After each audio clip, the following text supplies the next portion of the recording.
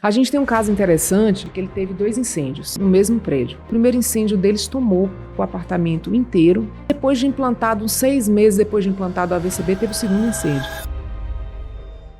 Especialmente os condomínios menores, né, que tem uma quantidade menor de unidades para dividir os custos, acabam sempre tendo dificuldades de ordem financeira para lidar, não só com a AVCB, para lidar com todo tipo de custo que eventualmente precise ser precise ser lidado. Mas, assim, tem coisas que não dá para você deixar para depois, né? Eu acredito que a segurança é uma delas. Não dá para você acreditar, né, que você pode deixar para depois e ficar segurando na fé ali que não vai acontecer nada, porque um raio pode cair, um problema, um curto-circuito, uma coisa, e gerar um incêndio. E num caso em que tem uma estrutura antiga, a tendência a isso ganhar uma proporção maior é muito, muito grande, né? Muito grande. E o AVCB ele não é apenas uma burocracia, né? Isso. Ele é uma questão de segurança, né? Não é só atender a exigência do órgão público, né? É uma questão de segurança das pessoas que estão ali habitando aquele espaço, né? Exatamente. A gente tem um caso interessante que a gente tem um cliente que ele teve 2 incêndios, né, no mesmo prédio. O primeiro incêndio deles não tinha um AVCB, né? Então a gente viu a propagação desse incêndio no prédio.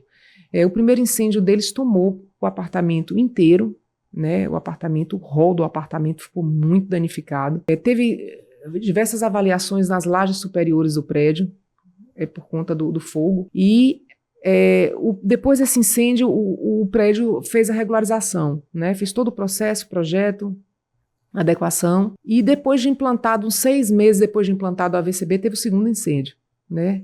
O segundo incêndio dele, a gente percebeu que o incêndio ele ficou contido na cozinha da edificação. Então foi um princípio de incêndio que começou no banheiro e rapidamente o detector de fumaça acionou o sistema de alarme, os brigadistas subiram, o hidrante estava operando, os próprios brigadistas utilizaram os hidrantes, quando os bombeiros chegaram já não tinha mais fogo, né? Então, assim, o AVCB ele impede a questão do incêndio? Não, mas a gente conseguiu nesse exemplo ver como foi minimizado, né, a questão do estrago que o incêndio pode causar, né? Em um a gente teve um apartamento completamente danificado. No outro, ele ficou apenas restrito na cozinha. A gente tem as fotos, até a cozinha da geladeira, a geladeira da cozinha ela ficou intacta, né? O incêndio ele não avançou. Então, assim, a rapidez de atuar também, né? Isso faz com que se controle o incêndio de forma antecipada, evitando, assim, os grandes estragos. Eu não sei se vocês seguem, né, aqui estou o olhar totalmente de leigo mesmo nessa questão de como lidar com os cuidados, né, para evitar ou minimizar os estragos do incêndio, mas existe alguma ordem de prioridade na adequação, considerando que muitas vezes, depois de feito o projeto e o início da adequação, ela é por etapas, né? Sim. Vocês têm uma ordem de prioridades, assim, olha, um 80-20 aí que se faz, né? Para poder conter mais esses possíveis danos? Sim, a gente dá preferência muito para iniciar as adequações das edificações do sistema de hidrantes. Por quê? Porque é o sistema que pode dar mais trabalho ali na edificação no momento da execução, e depois dele pronto a gente sabe que o prédio vai ter água, né? Vai ter água disponível ali para poder debelar qualquer incêndio. Então, é o sistema por onde a gente se inicia a adequação. Então, vai começar a adequação nos condomínios, a gente começa pelo sistema de hidrantes, né? Normalmente, ele tem um custo também mais elevado. E depois que faz o sistema de hidrantes, a gente já sabe que o AVCB ali, os outros itens, eles vão ser mais tranquilos, né? Tem itens também mais relevantes, né? Com valores mais significantes, mas é mais controlado, né? Então, os outros itens, eles são mais controlados. Então, a gente começa pelo que pode ajudar mais no momento ali de um momento de sinistro e também no que tem maior custo, né? Questão também da evacuação, a gente se preocupa muito com a evacuação das pessoas, porque além do controle do incêndio, é importante que aquelas pessoas saiam do local de forma segura. Então, manutenção de porta corta-fogo, corrimão, né? Corrimão, as edificações que não têm corrimão contínuo também é um item muito relevante na questão da adequação, ele encarece muito, né? A questão da implantação do corrimão. E porta corta-fogo fechada, né? Então, ali a gente já tem um sistema para combate e a gente já tem ali também uma proteção passiva, né? Que é para as pessoas evacuarem aquela edificação com mais segurança. A brigada de incêndio, né, assim, que ao meu ver tem um custo até reduzido, né, de implantação, é mais facilitado também e assim eu acho que traz engajamento, né, dos moradores ali. Eu mesmo sou brigadista do meu condomínio, assim, eu tenho dúvida, toda edificação residencial precisa ter, ou a partir do número X de unidades e de tamanho de área? Qualquer edificação acima de 200 metros quadrados, qualquer uma tem que ter brigadista. Então, acima de 200 metros quadrados, já tem que ter brigadista. Praticamente às vezes, todas, né? Praticamente todas. Então, até loja, o shopping, por exemplo, o shopping tem os brigadistas do shopping. Cada loja daquela que tem mais do que 200 metros quadrados, ela precisa ter o brigadista delas ali também na loja. E os prédios também. Então, essas pessoas que estão ali, que são feitas aquele treinamento, elas vão ter aquela noção do que fazer no primeiro momento, né? Então, porque assim, quem vai apagar o incêndio é o bombeiro, mas aquelas pessoas ali, elas vão combater esse princípio de incêndio, avisar as pessoas para evacuar a edificação, atuar ali com o extintor. Então, essa é a responsabilidade dos brigadistas. Todo condomínio tem que ter, e todo ano precisa ser renovado, né, a questão da brigada no condomínio. Então, é feita uma reciclagem anualmente e existe muita rotatividade, às vezes, de funcionário, né? Então, o funcionário saiu, entrou outro, então esse também vai precisar ser treinado.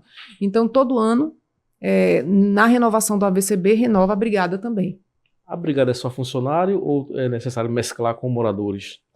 O ideal é que tenha moradores, funcionários, né? Quanto maior o número, tem um número mínimo de brigadistas também, que isso vai variar de acordo com o prédio, de acordo com a edificação, mas quanto maior o número de pessoas que tenha essa instrução, melhor, né? Então, a gente sempre coloca o número mínimo, mas quanto mais a gente consegue ali avançar, às vezes a gente pede para o morador não pode, mas mande então sua funcionária, a babá do seu filho, para participar do treinamento de brigada. Porque no momento de incêndio, às vezes, essa pessoa que vai estar ali, né, à frente, no momento dos primeiros socorros, também ela vai saber atuar.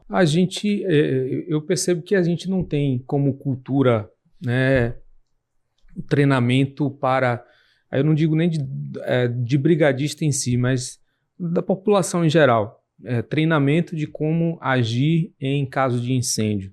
Eu até já tive um treinamento como esse numa empresa em que trabalhava, mas não é muito comum, né? O AVCB toca nesse ponto, sugere treinamentos assim? Isso é o treinamento de brigada. Então, no treinamento de brigada é feito por um instrutor que ele é credenciado no Corpo de Bombeiros, né? O Corpo de Bombeiros exige que a empresa e o instrutor seja credenciado para fazer esse treinamento. Então, ele vai dar essas instruções de primeiros socorros, do primeiro combate. Como se comportar ali, né, no meio do... Como se comporta, o que se deve fazer, para onde deve ligar, ele também tem que ter uma ideia do que existe no prédio dele. Tem pessoas com dificuldade de locomoção, tem pessoas cadeirantes, né? Então, ele tem que saber atuar nesses pontos mais críticos, né? Tem que ter a questão do resgate, o ponto de encontro na edificação.